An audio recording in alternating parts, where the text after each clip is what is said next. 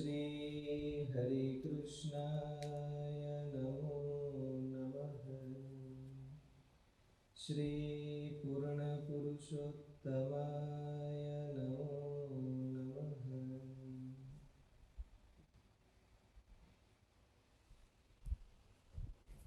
पाठ बीजो सूत्र नंबर 15। परिणाम ताप संस्कार दुखे ही गुण वृत्ति विरोधाच दुखम एव सर्वम विवेकिनः। અહીં વિવેકીને બધું દુઃખરૂપ ભાસે છે, એટલે કે સુખ પણ દુઃખ સ્વરૂપ ભાસે છે. બધું દુઃખરૂપ એટલે શું હે? અનુકૂળતા હોય એ પ્રતિકૂળતા ભાસે, અને સુખ હોય એ પણ દુઃખ ભાસે. ગુણાતીત વચનામૃતમાં મહારાજે કીધું છે, ગુણાતીતાનંદ સ્વામીની વાત મેં કીધું છે કે એને સુખમાં ઉલટો મૂંઝાઈ જાય, અને જેવું તેવું હોય તો એમાં પ્રફુલ્લિતતા રહે. એવું કેવી રીતે થાય? સુખમાં થોડો કોઈ મૂંઝાઈ જતો હશે, અનુકૂળતા આવી ગઈ હોય તો મૂંઝાય કે હરખાય? પણ અગાઉથી નક્કી કર્યું હોય એમ થાય. અગાઉથી નક્કી કર્યું હોય કે મારે આમ જોઈએ છે, એટલે એમાં મૂંઝાઈ જાય. ઓલું મળે નહીં તો મૂંઝાઈ જાય, મળી જાય તો હરખાઈ જાય. એટલે એણે અગાઉથી નક્કી જેવું કર્યું હોય કે મને દુઃખ આવે તો હરખાય. મને સાધારણ મળે, બહુ સારું ન મળે તો હારી મેળી રૂપવાન ઘરવાળું એ કે ગ્રહસ્થન હોતે બંધન છે.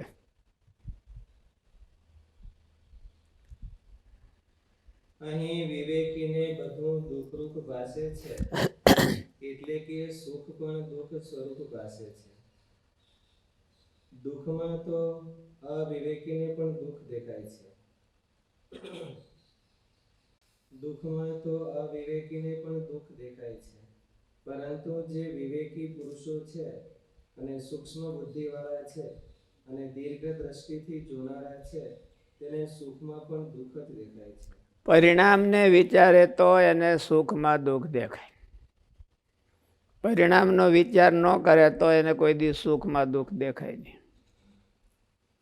પરિણામનો વિચાર કરે, લાંબા પરિણામનો, તો એને દેખાય. તો એ છે જ એમાં કોઈ દી નીકળતું જ નથી બીજું કઈ. મનુ ભગવાને સુખ દુઃખની વ્યાખ્યા આપતા કહ્યું છે કે સર્વમ પરવશમ દુઃખમ સર્વમ આત્મવશમ સુખમ તથા ન્યાયને અનુસારે અનુકૂલ વેદનીયમ સુખમ પ્રતિકૂલ વેદનીયમ દુઃખમ.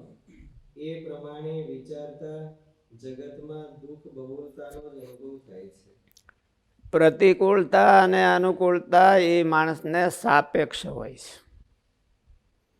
કોકે પોતાની અનુકૂળતા કરી રાખી હોય, એ બીજાને પાછી અનુકૂળ ન હોય. એક કે મારે પંખો કરવો છે ને એક કે મારે નથી કરવો. કોકને શરદી થઈ ગઈ હોય કે પંખો મને નડે છે, અને જેને ગરમી થઈ ગઈ હોય કે પંખો કરવો જોઈએ, તે સિવાય બે હા હે નહીં. એટલે અનુકૂળતા ને પ્રતિકૂળતા છે એ સાપેક્ષ છે. એટલે સુખ દુઃખ, અનુકૂળતા અને પ્રતિકૂળતાની હારે જોડાયેલું છે સુખ અને દુઃખ. જેને ભગવાનને માર્ગે જવું છે એને સુખ છે એ રોકનારું છે, એને અનુકૂળતા છે એ રોકનારી છે, ધક્કો દેનારી ન કહેવાય એને. અનુકૂળતામાં વૈરાગ વધે કે ઘટે? ઘટે. અને પ્રતિકૂળતામાં વૈરાગ વધે કે ઘટે? વધારે હોય તો વધારે થાય. તો એનો અર્થ એવો છે કે તોય આપણે અનુકૂળતા ઈચ્છીએ છીએ, એટલે એનો અર્થ એવો કે આપણે વૈરાગને જોતો નથી. આપણે વૈરાગનો નકરો રાગ હોય એને જ જોઈશ, એટલે તો અનુકૂળતાની ઈચ્છીએ છીએ. અનુકૂળ હોય એમાં સુખાનો શરીર રાગ, અને અનુકૂળતાને આધાર અનુકૂળ વેદ નિયમ સુખમ એટલે આપણને એવું છે. પણ આપણે બહુ એનું એનાલિસિસ નથી કરતા એટલે હાલ્યું જાય. જો ભગવાનને માર્ગે જવું હોય તો એને એનાલિસિસ કરીને થોડુંક એની ચિકિત્સા કરવી જોઈએ. ગુણાતીતાનંદ સ્વામીની વાતોમાં લખ્યું કે સ્વરૂપાનંદ સ્વામી તો ચિકિત્સા કરતા, ચિકિત્સાવાળા સંત હતા. એટલે ઉપનિષદમાં આવે છે ને, બોલું યાજ્ઞવલ્ક્ય ઋષિના 2 પત્ની હતા, એક મૈત્રેયી ને એક ગાર્ગી. એમાં મૈત્રેયી ઋષિને વૈરાગ થયો. એને ઋષિનું કમઠાણ બહુ મોટું છે, મોટો આશ્રમ હશે આપણા જેવો. એટલે જાજા શિષ્યો હતા. એટલે એને વૈરાગ તો વૈરાગ થઈ ગયો કે હવે મારે જંગલમાં તો હતા ને, પણ જંગલમાંથી નહીં, પછી ક્યાંક વ્યુ જવું છે, એકલા ફરવું છે. એટલે 2 પત્નીઓને બોલાવ્યા અને ભાગ પાડી દીધો કે હાલો, જો આટલી મિલકત છે આપણી, આટલો આશ્રમ છે, નાની સમૃદ્ધિ છે. ત્યારે સમૃદ્ધિમાં તો ગાયો હતી, એટલે 500 ગાયો આને 500 ગાયો આને આપી દીધી છે. એટલે એમાં મૈત્રીએ એ બધો સંવાદ કર્યો છે ને, બોલું મૈત્રીએ કર્યો કે ગાર્ગીએ? બે. એટલે એને પૂછ્યું એવું કે આ બધી ધન સંપત્તિ એમને આપી જાઓ છો, એમાંથી એમને અલ્ટિમેટ પીસ મળે, ચિરન શાંતિ મળે? એટલે કે એ તો ન મળે. એ આ હોય ત્યાં સુધી ન આવે, તો પછી અમારે શું કરવું છે ને? તમે જે લેવા જાઓ છો એ અમને આપો. તમને જેમાંથી વૈરાગ થયો છે એ અમને આપો, તમારે હોતે એવું જોઈશે. એને કહેવાય દીર્ઘ દ્રષ્ટિ, લાંબુ વિચાર. પરિણામનો વિચાર ન થાય ત્યાં સુધી ઓલું થાય નહીં. આજે સ્વામીજી બહુ સરસ પદ બોલતા હતા. તીવ્ર વૈરાગ તળો વડે નાવે 100 સાધન. પછી ઓલું શું લખ્યું છે? હિમાળે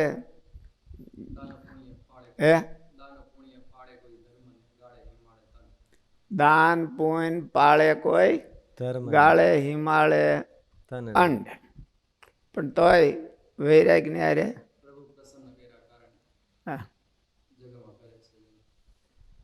વૈરાગ ને હારે ન આવે. એટલે એમાં સ્વામીએ 2 વાતની સરખામણી કરી,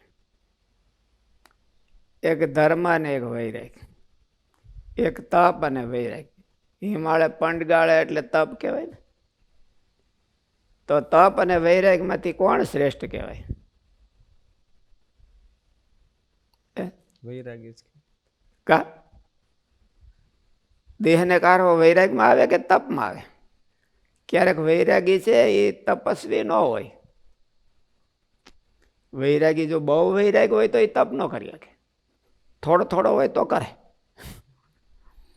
બહુ જોરદાર વૈરાગ થાય તો પછી તપ ન કરી શકે. એટલે તપસ્વી શ્રેષ્ઠ કે વૈરાગી શ્રેષ્ઠ? વૈરાગી. તો આપણે તપ શું કરા કરવું? વૈરાગ્ય સીધો લેવો જ જોઈએ ને. શું ભાઈ તમે શું કહો?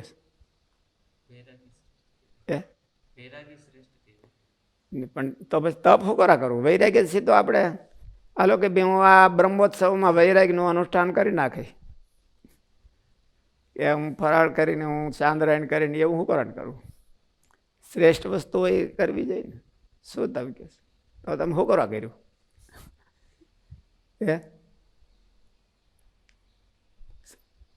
કઈ નથી. તપ હોય તો વૈરાગ આવે, વૈરાગ હોય તો તપ આવે. એમ તપસ્વી હોય વૈરાગી હોય જ એવું હોય. તપ હોય તો વૈરાગ આવે. તો ભાઈ સૌભરી ઋષિએ તો 60,000 વર્ષ કર્યું હતું, તો વૈરાગ તો આવ્યો નહીં. 60,000 વર્ષ તપ કર્યા પછી વૈરાગ નો આવ્યો લ્યો. તો આપણે 2-3 મહિના કરીએ કે 2-3 વર્ષ કરીએ કે પછી 30 વર્ષ કરીએ કે 50 વર્ષ કરીએ તો વૈરાગ આવી જાય? બોલે તો 60,000 વર્ષ કર્યો, એને તપ 60,000 વર્ષ કર્યું અને વૈરાગ ન આવ્યો, લ્યો તો પછી તપ શું કરવા કરવું? એમ એવો મોટો સવાલ છે આપણો. કયો તમે? તપ એટલા માટે કરવું કે વૈરાગ ન હોય તો વૈરાગી દેખાય.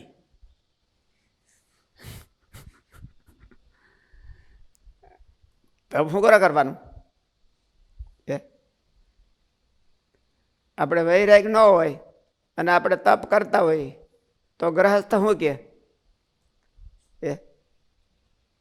સ્વામી તપસ્વી છે અને વૈરાગ વાળા બહુ છે, કેટલું બધું તપ ખોદી નાખ્યું એને, એટલે વૈરાગ વાળા બહુ છે. એટલે એ કેવું સારું, વૈરાગ ન હોય તોય વૈરાગ વાળા કહેવાય. લ્યો એટલે વૈરાગની ગેરહાજરીને ઢાંકવા માટે આપણે તપ કરવું જોઈએ, નહીં એમ નહીં. વૈરાગની ગેરહાજરીને ઢાંકે, તપ ઢાંકે. આપણે તપ કરતા હોય ને એટલે આપણે બધા વૈરાગી કે ન કોઈ કે તો આપણે માની લેવાનું,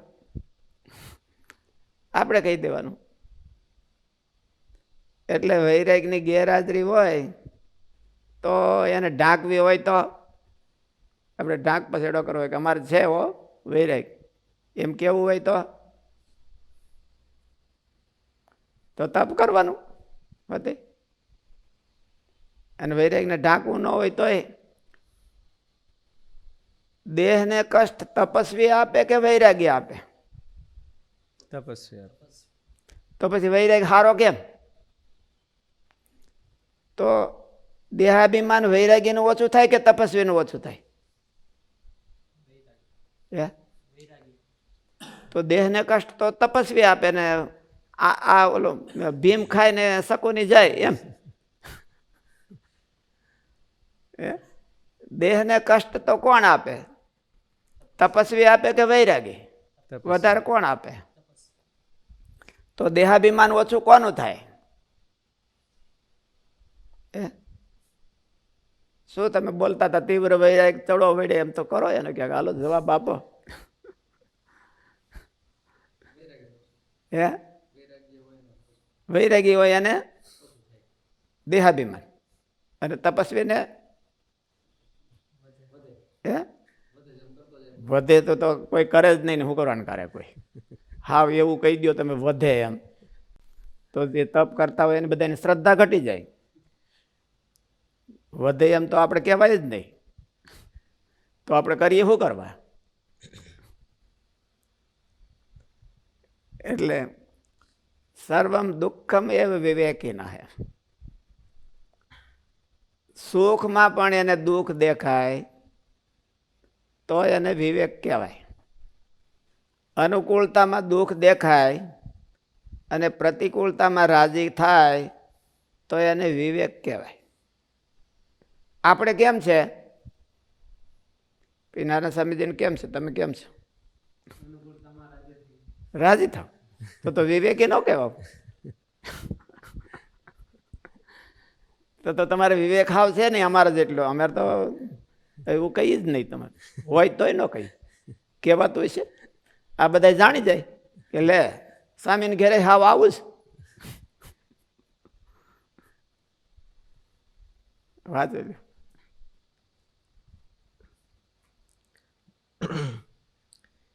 મનુ ભગવાને સુખ દુઃખની વ્યાખ્યા આપતા કહ્યું છે કે સર્વમ પરવશમ દુઃખમ સર્વમ આત્મવશમ સુખમ તથા ન્યાયને અનુસારે અનુકૂલ વેદનીયમ સુખમ પ્રતિકૂલ વેદનીયમ દુઃખમ.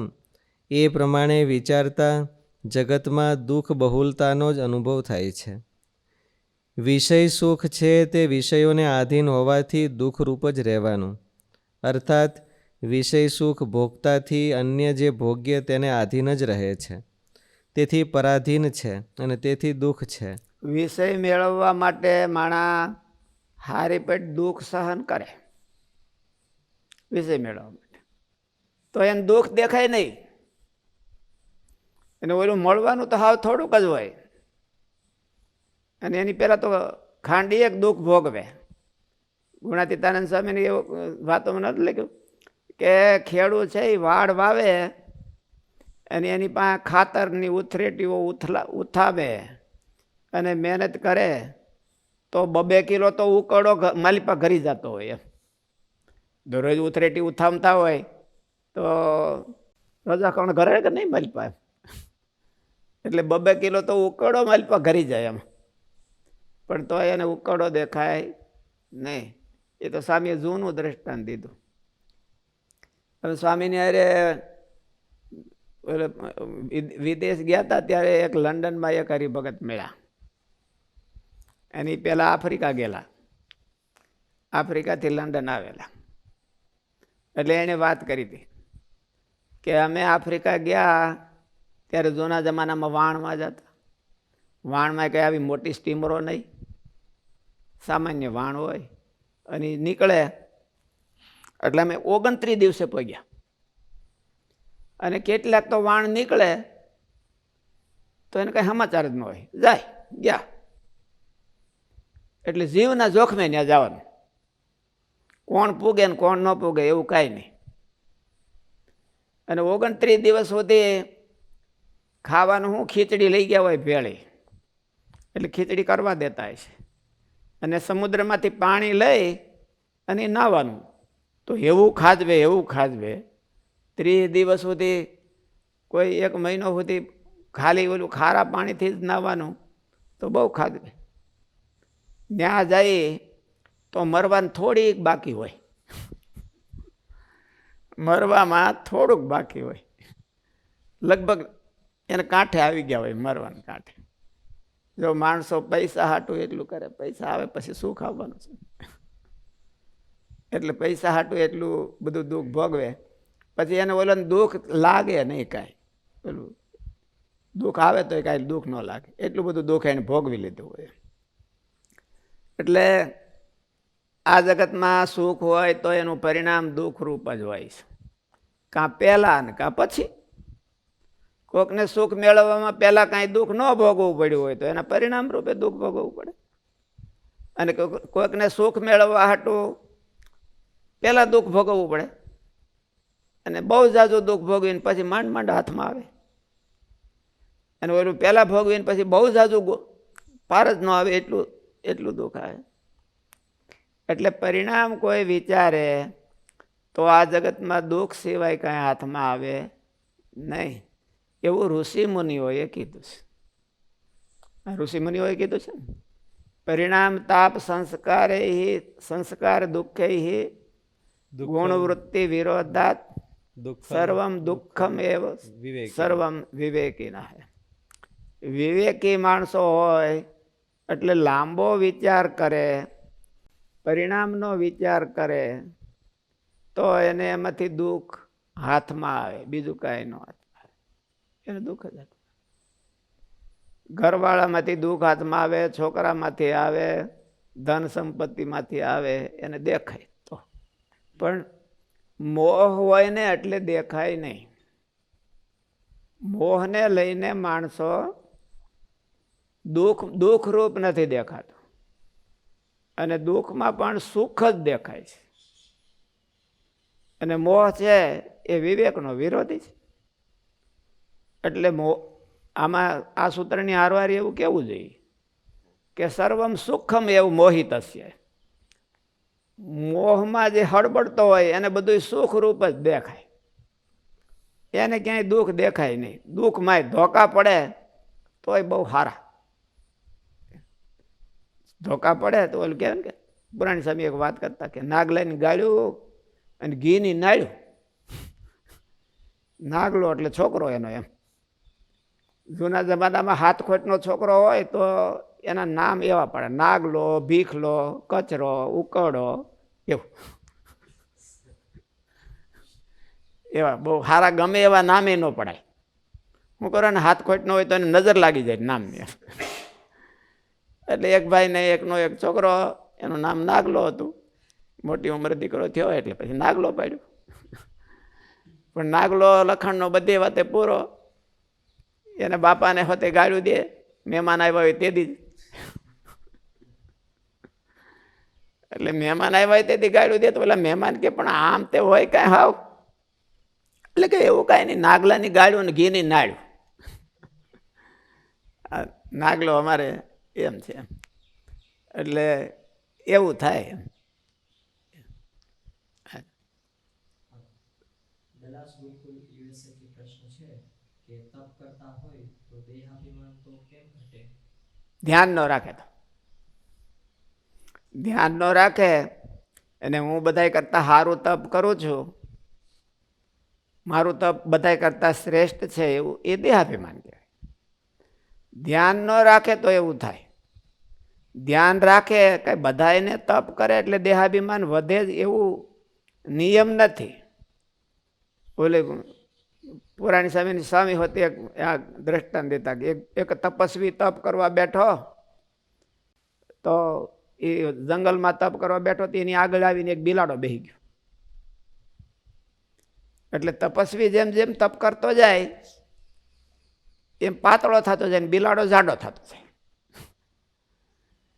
એટલે ઓલા પછી ઓલા પૂછ્યું કે એલા ભાઈ તું, બિલાડાને પૂછ્યું કે 1 મહિના ત્યાં હું બેઠો છું અને તુંય બેઠો છું, તો હું તો હાવ પાતળો પડી ગયો, તું તો બહુ જાડો જ થતો જશો, તો હું ખાય છે તું?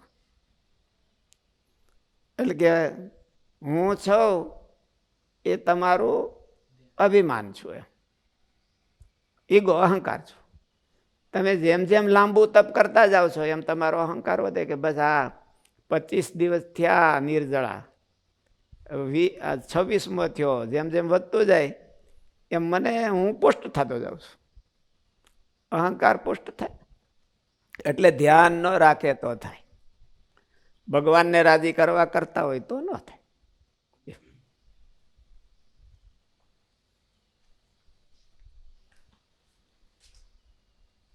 અર્થાત વિષય સુખ ભોગતાથી અન્ય જે ભોગ્ય તેને આધીન જ રહે છે, તેથી પરાધીન છે, તેથી દુઃખ છે. દુઃખ તો દુઃખ છે જ, પણ સુખ પણ દુઃખ જ છે. તકલીફ એવી છે કે પ્રતિકૂળતા હોય એ બધાને ફીલ તો પ્રતિકૂળતા થાય જ, પણ આપણે સાધુ થઈને એની વાહે દોડે એટલે એને ઉપલું ખાનું નથી એવું ભગવાનને ફીલ થતું હોય છે. અને આ બધા નિષ્કુળાન સ્વામીને ફીલ થતું. આપણને તો કાંઈ ન થાય, આપણને તેમ થાય કે આનું ખાનું બહુ મોટું હોય, આપણે એવું ખાનું કરવું છે. અનુકૂળતાની વાહે વાહે દોડે એને આ મોટા સંતો એવું કીધું, ઉપલું ખાનું એને નથી, એટલે લાંબો વિચાર કરી શકતો નથી અને એની વાહે વાહે દોડે છે. નકર લાભ તો ઓલામાં છે, એનો વૈરાગ અને એના નિયમ ધર્મ, સત્સંગની નિષ્ઠા એ પ્રતિકૂળતામાં દ્રઢ થાય કે અનુકૂળતામાં દ્રઢ થાય? મહારાજની નિષ્ઠા છે કે એનો વૈરાગ ને ધર્મ નિયમ એ પ્રતિકૂળતામાં વધારે દ્રઢ થાય કે અનુકૂળતા હોય ત્યારે વધારે દ્રઢ થાય? ક્યારે થાય? તો આપણે શું ઈચ્છીએ? તો આપણે કેવા ગણાય? વિવેકીના અને અવિવેકી, એમ મૂર્ખા ન ગણાય એવું તો આપણે કહેવાય નહીં. સાધુ તો કોઈ દી મૂર્ખા હોય જ નહીં, પણ અવિવેકી, આને કીધા હળવો શબ્દ લઈને કીધું કે અવિવેકી. પછી ગ્રહસ્થ હોય તો એમ અને ત્યાગી હોય તો એમ. ભગવાનને અર્થે કાંઈક પ્રતિકૂળતા સેવવી જોઈએ. ઓલા વાંદરા આમ કે ખરવોળે એની ઘોડે કરીને ન ઊભી કરવી, એમ ખરવોળીને ગારું ઊભું કરે એવી રીતે નહીં કરવાની. પણ ભગવાનને રાજી કરવાનો વધારે સંકલ્પ કરે તો કંઈક પ્રતિકૂળતા આવે. જે માણસ ચેલેન્જ ઝીલે તો એને પ્રતિકૂળતા આવે, ચેલેન્જથી ભાગે તો એને પ્રતિકૂળતા આવે જ નહીં ક્યારેય. સુરા ખાતે નહીં કહેતા હતા ને, મને કથામાં કોઈ દી ઝોલું આવે નહીં, શું કરવાને? ઝોલું આવે એને પહેલાં તો હોઈ જાવ, તો જોલું આવે શું કરવાનું? એમ પ્રતિકૂળતા આવે એને પહેલાં ભાગવા મળીએ આપણે. આવવાની છે એને કંઈક વાવડ આવે, વરસાદ આવે ત્યારે વાવડ આવે ને ઠંડો પવન આવે કે હવે આવવાનો છે વરસાદ, એમ પ્રતિકૂળતાની વાવડ આવે એને પહેલાં ભાગવા મળીએ આપણે. એટલે આપણને આવે ક્યાંથી પ્રતિકૂળતા? પ્રતિકૂળતા એ વૈરાગ્યને વધારે જો પોતાની મેળે ઈચ્છે તો. પરાયણે આવી પડે તો પામરતા વધારે. એની જાણે આવી ગઈ હોય, પરાયણે આપણી જોતી ન હોય તોય તો એમાં પામરતાનો ગુણ ઊભો કરે, મરી ગયા એવું. અને જો ઈચ્છે તો એમાં વૈરાગ વધારે, ભગવાનની નિષ્ઠા વધારે, ધર્મ નિયમ વધારે, એવું બધું કરે. એટલે પ્રતિકૂળતા ચેલેન્જ લે તો એને આવે જ, ક્યાંક તો દુઃખ આવે જ, પ્રોબ્લેમ તો થાય જ ચેલેન્જ લીધે. ચેલેન્જ લે પણ આપણે સંતોને તો ક્યાં દોડે બધાય? કમ્ફર્ટ ઝોનમાં. એમ સિક્યોરિટી ક્યાં? અમારું ફ્યુચર શું? એવું બધા વિચારે કે અમારું ફ્યુચર શું? 5 વર્ષ પછી અમને કોણ પૂછવાના? અને અમે ગઢા થઈ જઈ તો અમને કોણ પૂછશે? તમને ભગવાન પૂછે? અમે ગઢા થાય પછી અમારું કોણ? તમે ગઢા થાવ પછી તમારું કોણ? હજી તો ગઢા નથી કે થઈ ગયા? માનસિક ગઢા અને ફિઝિકલ ગઢા, 2 પ્રકારના ગઢા હોય. કેટલાય ગઢા થયા પહેલા ગેઠા થયા પહેલા માનસિક ગેઠા થઈ ગયા ભાઈ. એટલે અમારું ફ્યુચર શું? અમે ગેઠા થઈ પછી અમને કોણ પૂછવાના? એટલે અમે અટાણ બધાને પૂછી લઈએ, એમ ખબર પૂછી લઈએ. એટલે કોઈ પૂછવાના હોય ભવિષ્યમાં તોય ન પૂછે, કારણ આપણે બહુ પૂછ્યું હોય તો પછી આપણને કોણ પૂછવા આવે?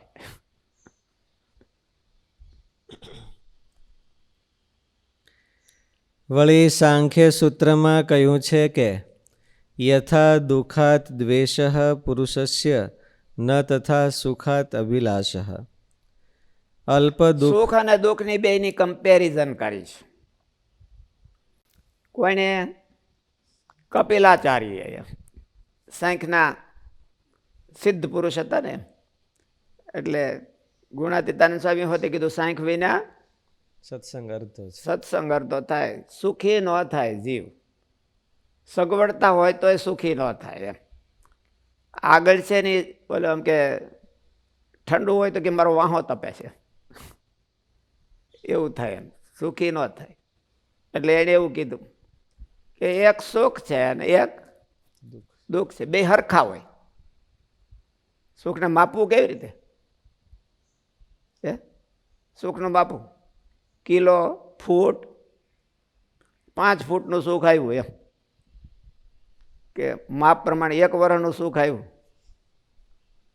સુખનું માપ તો નીકળતું નથી, પણ માની લ્યો, ધારી લ્યો કે 1 કિલો સુખ ને 1 કિલો દુઃખ, તો સ્ટ્રોંગ કોણ? શું કરવા?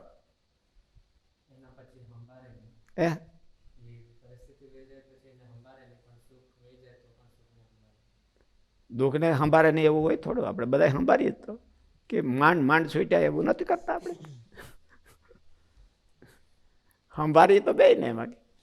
આ જીવ સુખ કા દુઃખ બે ને જ સંભાળે છે, બીજા કોઈને કઈ ભગવાનને સંભાળતો જ નથી. સુખ ને દુઃખમાં જ સંભાળી રાખે.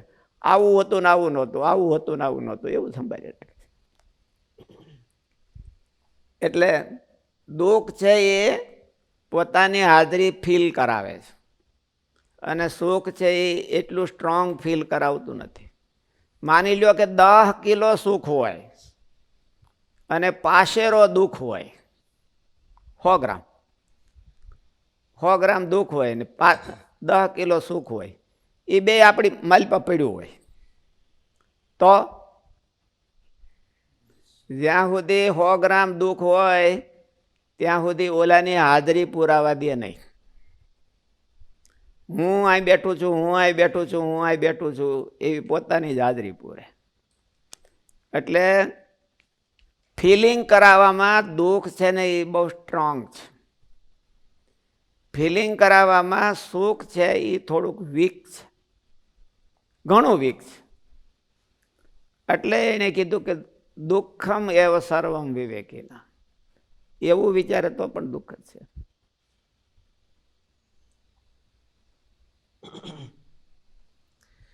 વળી સાંખ્ય સૂત્રમાં કહ્યું છે કે યથા દુઃખાત દ્વેષ પુરુષસ્ય ન તથા સુખાત અભિલાષ. આપણને સારો બંગલો હોય, ગાડીઓ હોય, બધું હોય, વેપાર ધંધા હારા હાલતા હોય, અને બાજુમાં કોઈક એનો એવો ને એવો બંગલો કરે તો પછી એને બોલા બંગલાનું સુખ ન આવે, એને એના બેંક બેલેન્સનું સુખ ન આવે. કારણ કે ઓલાને બીજાનો થઈ ગયો, આપણા જેવો જ, એટલે સુખ ન આવે. એટલે આ બધું દુઃખ ક્યાંથી આવે કઈ ખબર ન પડે. એવું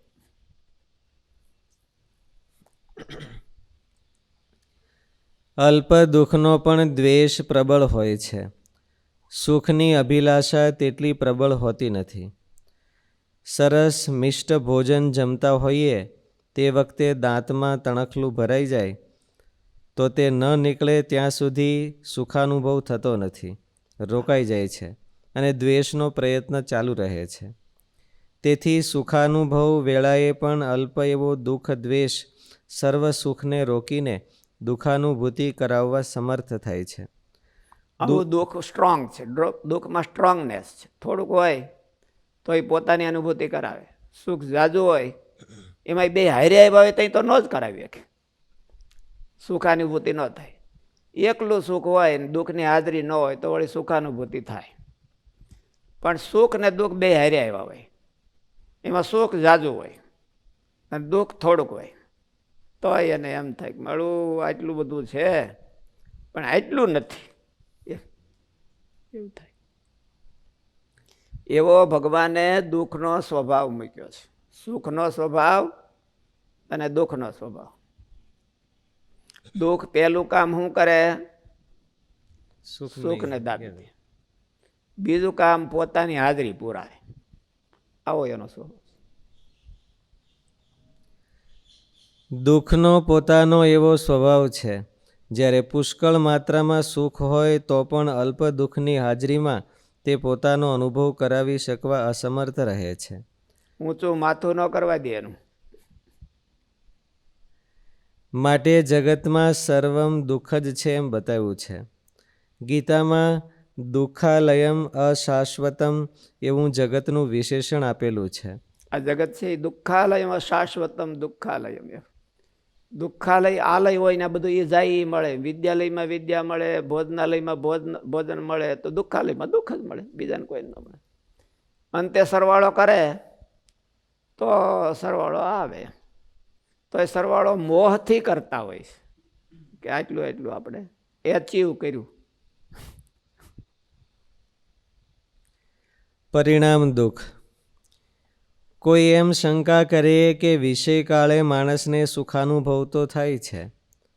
વળી શાસ્ત્રકારો પણ સુખનો સર્વથા નિષેધ નથી કરતા, પરંતુ તેની અતિ અલ્પતા પ્રતિપાદન તો કરે જ છે. તો અતિ અલ્પ ભાવમાં પણ સુખ તો રહ્યું જ છે. તો સૂત્રકાર સર્વમ દુઃખમ એમ શા માટે કહે છે?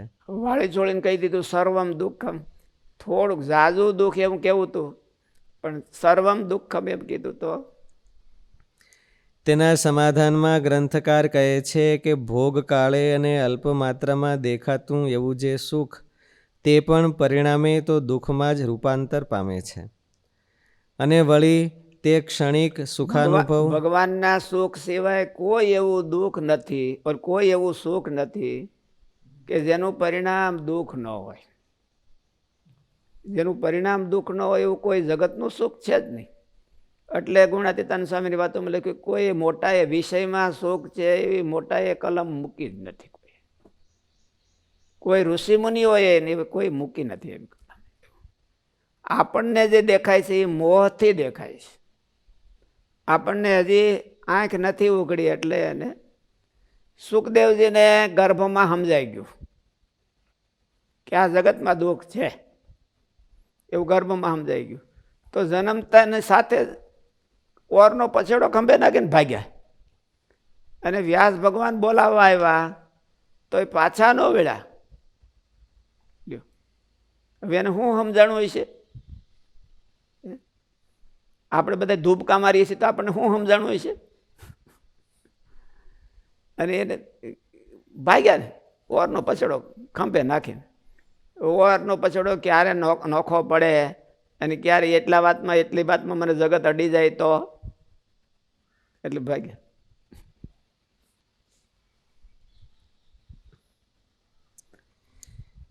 તેના સમાધાનમાં ગ્રંથકાર કહે છે કે ભોગ કાળે અને અલ્પ માત્રામાં દેખાતું એવું જે સુખ તે પણ પરિણામે તો દુઃખમાં જ રૂપાંતર પામે છે. અને વળી તે ક્ષણિક સુખાનુભવ અત્યંત લાંબા દુઃખનું કારણ બને છે. તેને પરિણામ દુઃખ કહેવામાં આવે છે. આ પરિણામ દુઃખને 3 વિભાગમાં વહેંચી શકાય. 3 વિભાગોની સહાયથી સુખાનુભૂતિ થાય છે. એક તો અનુભવિતા ભોગતા, બીજું અનુભવ પ્રક્રિયા અને ત્રીજું સુખના આલંબનરૂપ પદાર્થો. તે બધામાં સુખ શું પરિણામ લાવે છે તે જોઈએ. ભોગતા જ્યારે સુખ ભોગવે છે ત્યારે તેમાં રાગજનિત કર્માશય બંધાય છે. વળી નાનુપહત્ય ભૂતાની ઉપભોગ સંભવતી, ભૂતોના ઉપઘાત વિના ભોગ સિદ્ધ થતો નથી. હિંસા વિના સુખ પ્રાપ્ત થતું નથી. એવું ડાયરેક્ટ ઇનડાયરેક્ટ વધારે ક્યાંય આગળ પણ એનો છેડો છે એ કોકને દુઃખિત કર્યા વિના સુખી થવાતું નથી. એવું થાય છે. ક્યારેક શાસ્ત્ર પ્રમાણે હોય તો એને નિર્દોષ ગણ્યું હોય એટલું જ, પણ દુઃખ ન હોય એવું ન બને. ભૂતોના ઉપઘાત વિના ભોગ સિદ્ધ થતો નથી. તેથી હિંસાજનિત કર્માશય પણ ઊભો થાય છે. અને તે કર્માશય જન્મ, મૃત્યુ, સંસ્કૃતિ અનેક દુઃખનું કારણ બને છે. આમ પરિણામે દુઃખ છે. બીજું, ભોગ પ્રક્રિયામાં વિષય ભોગવવાથી ઇન્દ્રિયોની લોલુપતા અને ભોગ પાટવતા વધે છે. તેથી તૃષ્ણા અને રાગ વધે છે. વિષય ભોગવે એટલે ઇન્દ્રિયોની ધારો છે એ તીવ્ર થાય છે. ઇન્દ્રિયોની ધારા છે એ એટલી બધી તીવ્ર, એમાં પાટવ આવે છે. પાટવ એટલે ચતુર્ક હે પ્રવીણતા. પ્રવીણતા, એ બોલી માસ્ટરી. એ માસ્ટર થઈ જાય છે એ વિષય ભોગવવાના. પછી જીવના વાળાએ પાછા વળે નહીં. હવે એ કેટલું બધું દુઃખ છે. એમાં કાતિલતા આવે છે. ભોગ પ્રક્રિયામાં વિષય ભોગવવાથી ઇન્દ્રિયોની લોલુપતા અને ભોગ પાટવતા વધે છે. તેથી તૃષ્ણા અને રાગ વધે છે. ઇન્દ્રિયોની વિષય ધારા તીક્ષ્ણ બને છે. આ તમામ પરિણામો કર્માશય ઊભો કરીને દુઃખ સર્જે છે અને સાક્ષાત પણ અશાંતિ સર્જીને અનંત દુઃખનું કારણ બને છે. કોઈ વ્યક્તિ ભગવાને એના ભાગમાં આપ્યું હોય એને નિર્દોષ ભોગ ભોગવતો હોય. રાજા મહારાજાઓ હતા અને એના કે નિર્દોષ એટલે કોઈને કોઈ દુઃખી કરીને ન ભોગવતા હોય, તોય એના ઇન્દ્રિયો છે ને એ કંઈ હરખા રહે નહીં. ભોગ ભોગવે એટલે ઇન્દ્રિયો બુઠ્ઠા થઈ જાય અને અશાંતિ ઊભી કર્યા વિના રહે નહીં. ભોગ છે એ નિર્દોષ હોય તો પણ અશાંતિ ઊભી કરે. વધારે ભોગ છે એ અશાંતિ ઊભી કરે. ગુજરાન હોય તો વાંધો નથી. ભોગ અને ગુજરાનમાં બેમાં ડિફરન્સ એટલો છે. શરીર નિભાવ કે વ્યવહાર નિભાવ પૂરતું કરે તો એને ગુજરાન કહેવાય, અને પછી થોડુંક એનાથી વધે તો એ ભોગ કહેવાય. નિભાવમાં ભૂત ઉપઘાત ગણાય કે ન ગણાય? ભૂત ઉપઘાત ગણાય, પણ એના બિના એમ કે અગત્યા એ નિર્દોષ ગણાય. અગત્યા કહેવાય એમ. બીજી કોઈ ગતિ નથી એટલે હિંસા કેને હિંસા કહેવી? ભૂતનો ઉપઘાત હોય અને હિંસા કહેવાય ને. તો પ્રાણીનો ઉપઘાત હોય એમ ઝાડવામાં જીવ છે કે નહીં? તો એના ફળ તોડી લઈ તો ઉપઘાત ન કર્યો કહેવાય, એનો હોતે ઉપઘાત. એટલે ભૂત ઉપઘાત એને લિમિટેશન હોય એમ કે ઝાડવામાં કોઈ ઋષિમુનિ હોય એને હિંસા નથી કીધી. મહારાજ તો કહેતા હતા કે ભાઈ તાંદળજાની ભાજી તોડી તમે જીવ છે એમાં અમે નહીં તોડી, એ હિંસા થાય એમ. પણ હાવ જો હિંસા બંધ કરી દે તો એને જીવવું કઠણ થાય. એટલે બે ક્રોસિંગ છે, એક તો આત્મકલ્યાણ અને એક તો ભૂત ઉપઘાત. અહિંસા ધર્મ ક્યાં સુધી પાળવો? આત્મકલ્યાણમાં ડેમેજ ન આત્મકલ્યાણ ઘવાઈ જવું ન જોઈએ. દેહ ગુજરાન એને રહેવું જોઈએ. દેહ ગુજરાન કરે તો દેહ રહે તો એને આત્મકલ્યાણ કરી શકે. એટલે આત્મકલ્યાણ છે એ ઘવાય નહીં એટલી લિમિટમાં અહિંસા પાળવાની. એનો અર્થ એવો નથી કે વધારે ગમે ત્યારે ગમે એનો ઘાત કરી નાખો. અહિંસા પાળવી, પણ આત્મકલ્યાણ ખોટું ન થઈ જવું જોઈએ. એટલે મહારાજે એવું કીધું ને કે જૈનમાં જે વધારે અહિંસા પાળે છે એને કરીને ઉપાસનાનો નાશ થઈ જાય, ભગવાનની ભક્તિનો પણ નાશ થઈ જાય, તો પછી જીવનું કલ્યાણ પણ કેમ થાય? એટલે એટલી બધી ઉપાસના, એટલી બધી અહિંસા પાળવાની જરૂર નહીં. જે ચેતના હોય છે, જેમાં પંચધા પ્રાણ હોય, એનો ઘાત કરવાથી હિંસા ગણાય છે. ઝાડવામાં પંચ પ્રાણ ન હોય, ખાલી પ્રાણ હોય. પ્રાણ, અપાન, ઉદાન, વ્યાન અને સમાન, આ ચારેયના વિભાગ ન હોય. અને માણસમાં ને જીવડામાં બધામાં ચારેયના વિભાગ હોય. એટલે એનો ઘાત કરવાથી હિંસા થાય. ઓલામાં હિંસા ન થાય. ઝાર, બાજરો, ડાંગર એમાં હિંસા ન થાય. એમાં પ્રાણ છે, પણ એક જ પ્રાણ છે, પંચ પ્રાણ નથી. કેમ ખબર પડે?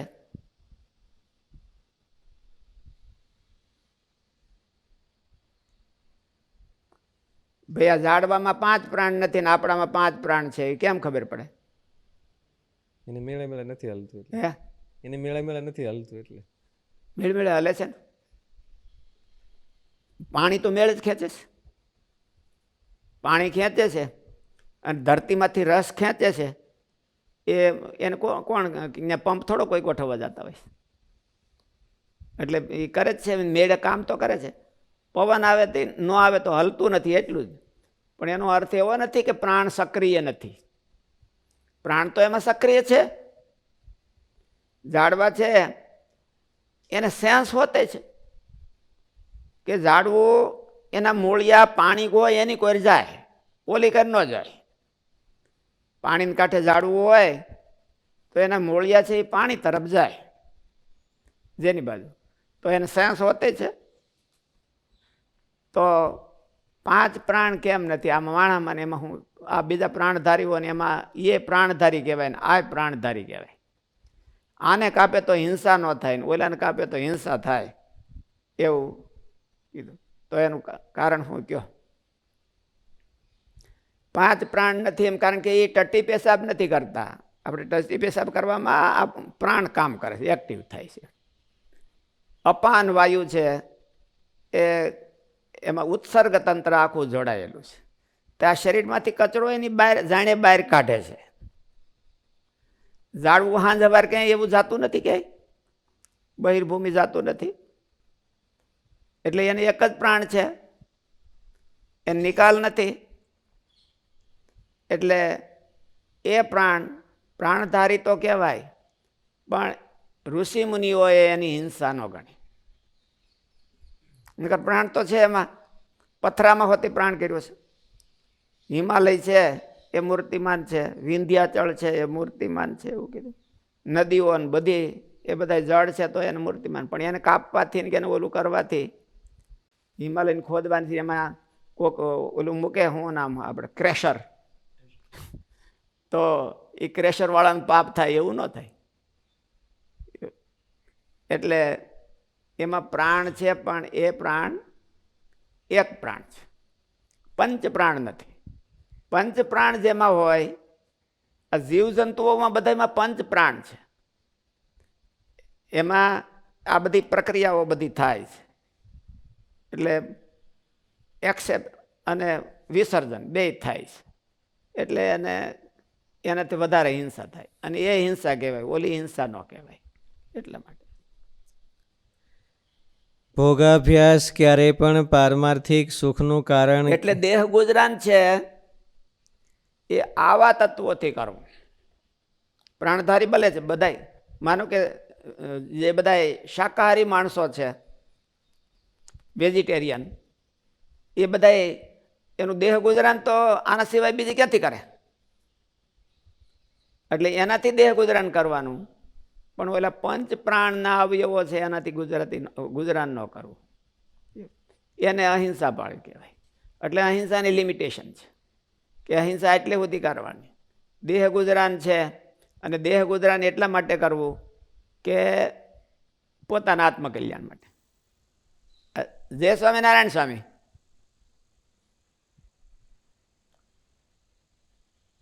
તમારું મ્યુટ છે, અનમ્યુટ કરવું પડશે.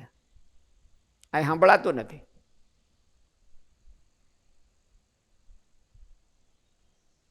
હજી હા, હવે સંભળાય. હવે અવાજ આવ્યો.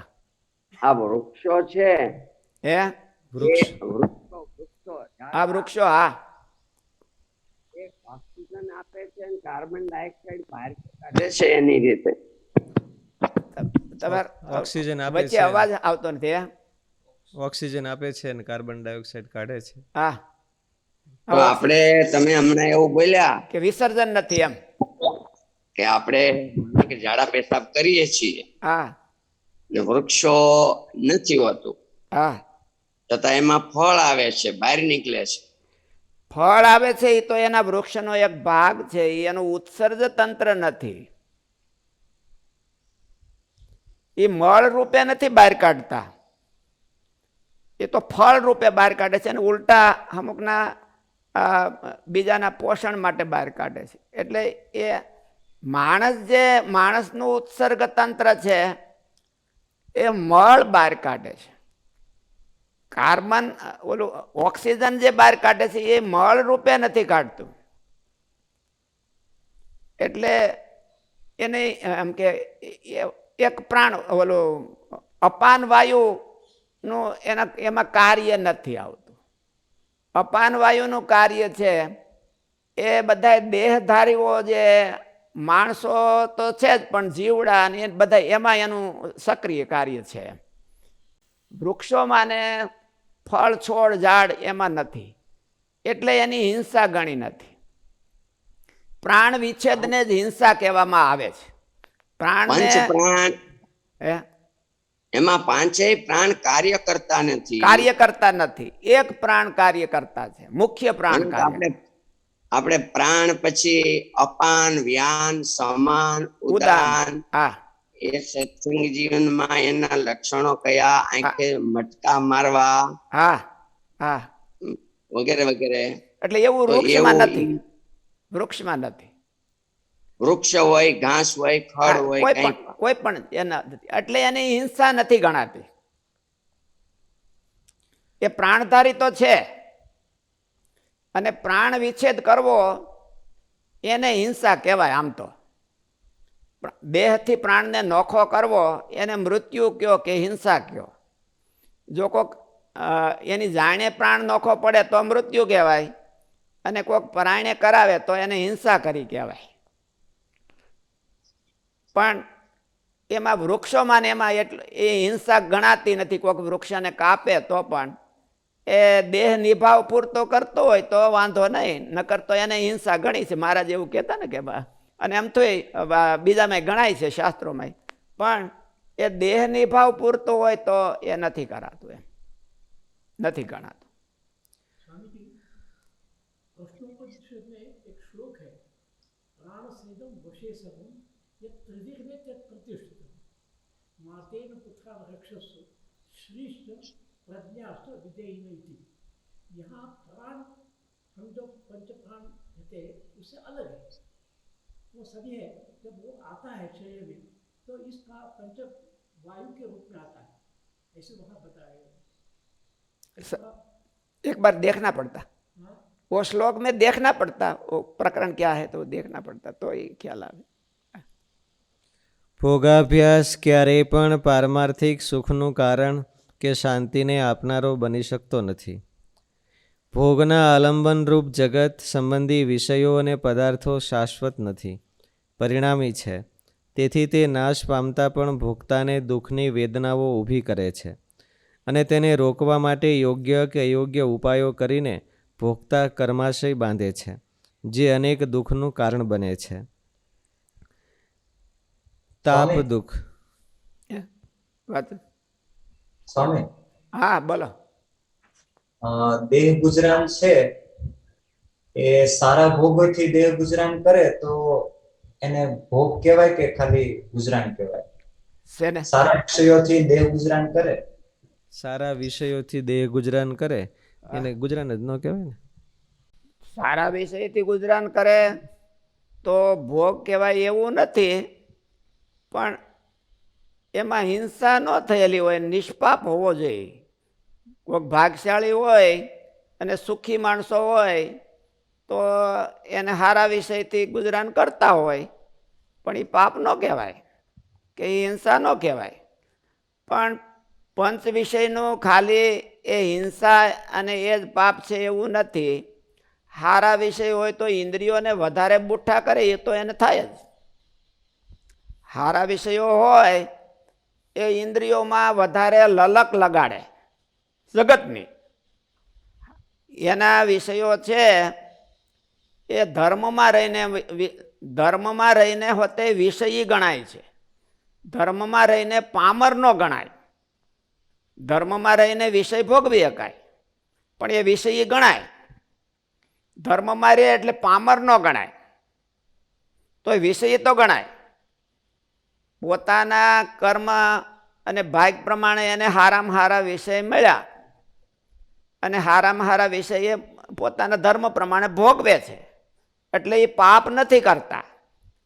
પણ ઉત્તમ વિષય છે એને રસપૂર્વક ભોગવે ત્યારે એના મુમુક્ષુતા બુઠ્ઠી થવા માંડે. એની ધાર છે એ ભગવાન તરફ જે હાલતી હોય એ બુઠ્ઠી થઈ જાય, એટલો એમાં દોષ કહેવાય. એટલે જૂના ઓલા બધા આદિયુગોમાં મનુ મહારાજાની જગતનો ત્યાગ કરીને વનમાં જતા હતા, એનું કારણ એ જ હતું, વિષયનો ત્યાગ કરવા માટે. નકર ઘેરે બેસીને એને બધાની સગવડતા તો હતી, જો ભગવાનનું ભજન કરવું હોત તો કરી શકત. અટાણે તો બધા એમ જ કરે છે કે ભગવાનનું ભજન થાય અને જંગલમાં નથી જતા. પણ એ રાજા મહારાજાઓ વિષયનો ત્યાગ કરવા માટે જંગલમાં જતા હતા. અત્યારે વૈરાગ હોય તો ઘેરે બેસીને વિષયનો ત્યાગ થાય કે સામાન્ય ગુજરાન કરી શકે. ઉત્તમ ગુજરાન એમ કે ઉત્તમ પદાર્થોથી ગુજરાન કરે અને એ હોય તો એ પાપ ન કહેવાય. એના ધર્મ પ્રમાણે ભગવાને ભાગમાં આપ્યું છે અને એની કમાઈ છે, એમાં કોઈ પાપનો ધંધો ન હોય તો એ સારું કહેવાય, એમાં કંઈ વાંધો નહીં. પણ મુમુક્ષુતામાં એ રોકનારા છે. આપણે ઘણી વખત વાત કહી છે ને કે શાસ્ત્રીજી મહારાજ વખતે પાનાચંદ બાપા જ્યાં દર પણ આવતા અહીંયા બ્રહ્મસત્રમાં આવતા, અને બધા ત્યારના જમાનામાં તો એમને ભગવાને ખૂબ સમૃદ્ધિ આપેલી અને સુખી બહુ હતા. તો બાપાએ વળી છેલ્લે એક નિયમ લીધેલું કે મારે મગથી ચાતુર્માસ ચાલતો છે, મગથી કે મારે ખાલી મગ જ લેવા. એટલે પેલા બધા શેઠિયા લોકો એટલે એને તો હાહાકાર થઈ જાય, એટલે રાયડું પૈણા નાખવા અને સ્વામીને ફરિયાદ કરી છે. પણ આપણે તો કહેવાનું એમ છે કે આવા મોટા શેઠિયાઓ હતા અને એને મુમુક્ષુ ભાવ હોય અને મોક્ષનો ખપ હોય તો એ વિષયનો ત્યાગ કરવા ઈચ્છતા હતા. કદાચ નહીં માનો કે વ્યવસ્થિત જમે અને ઓલું કરે તો એને કંઈ દોષરૂપ ન કહેવાય. એને ભગવાને સગવડતા આપી છે ને, સારો ધંધો હોય તો. પણ પણ વિષય ત્યાગ કરવાની ઈચ્છા એને રાખવી જોઈએ. વિષય ભોગ કરવાની ઈચ્છા રાખે તો ઇન્દ્રિયો ભગવાનના માર્ગમાં એટલું કામ ઓછું કરે, વધારે ન કરે, એ રોકાય જાય. એટલે એને ગુજરાન કહેવાય કે ભોગ કહેવાય એવો પ્રશ્ન છે. ક્યાં ઉત્તમ વિષયો ઉત્તમ વિષયો ભોગ તો ત્યારે બને કે એમાં રસપૂર્વક ભોગવે તો ભોગ બને. એની લલક જેટલી આપણને લાગે, વિષય ભોગવા પછી ગુજરાન કોને કહેવું અને ભોગ કોને કહેવું. ભોગવા પછી વિષય સાંભળે તો ભોગ કહેવાય, અને ભોગવા પછી આરાધનામાં ઉપયોગી થાય અને દેહ હાલે તો એને ગુજરાન કહેવાય. માનો કે આપણે ભોગમાં જમીએ છીએ, તો જમીને પછી ભગવાનનું ભજન થાય, સેવા થાય, ઓલું થાય તો એ આપણું ગુજરાન કહેવાય. પણ બહુ સારું હતું, બહુ સારું હતું, સેવાય કરતા જઈને બહુ સારું હતું, બહુ સારું હતું, તો એ ભોગ કહેવાય. એના હણકા જો આવતા હોય, એની મેમરી એની જાણી જ આવતી હોય તો એ ભોગના રૂપમાં આપણે એક્સેપ્ટ કર્યું કહેવાય. તો એને ભોગના રૂપમાં એક્સેપ્ટ કર્યું છે. અને એની મેમરી જ ન આવે અને કામ હકવા માટે, આપણે દેહ ગુજરાન માટે, દેહને હકાવવા માટે, દેહ વડે કરીને ભક્તિ કરવા કે સેવા કરવા માટે આપણે ઓલું લીધું હોય તો એને ઓલું એને હણકા ન આવવા જોઈએ, એની મેમરી ન આવવી જોઈએ, ત્યારે ગુજરાન કહેવાય. એટલે હવના ગુજરાનમાં પોતપોતાની પરિસ્થિતિ પ્રમાણે ગરીબ માણસ હોય તો એને ગુજરાન એવું હોય, અને સમૃદ્ધ માણસ હોય તો એને ગુજરાન એવું હોય. પણ એને નડતર રૂપ ન થાય તો ગુજરાન, અને નડતર રૂપ થાય તો ભોગ.